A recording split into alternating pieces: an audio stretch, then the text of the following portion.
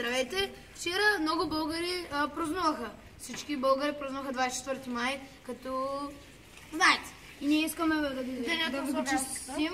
И също вчера празнуваха и Цискари Левскари. Левскарите получиха 102 годишнина. А ние спечелихме купата, суперкупата на България. Бихме Монтана 1-0. Който го е гледал, сега знае, че сме били. Да. И също така искаме да представя това момче. Това е от нашата махаличка и отдавна искаме да го включим, обаче не намираме точния момент. Моментчето. Сега искам да ви се представя, аз съм Златин Златинов и вече ще снимам клипове с вас. Мога да наречете кварталната батка. Щата е батка. Иствате от квартала. Искам да ви кажа, че ще снимаме по-често клипове събота и неделя, ще ги качваме събота и неделя. През лятната ваканция, защото тя наближава. И също днеска, както знаете, е почивен ден. И той утре ще. Утре сме на училище Жизел.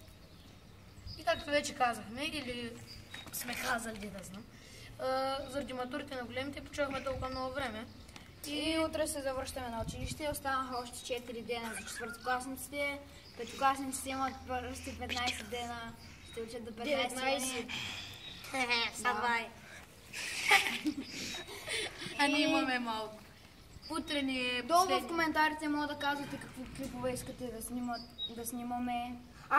Хора, ако искате, можете да напишете да снимаме клип, в който да отговаряме на въпроси. Да, въпроси и предизвикателства мога да направим. Да, може и да продължим някои поредици, както решите вие. А ако ние не кажете никакви идеи, ние ще си кажем.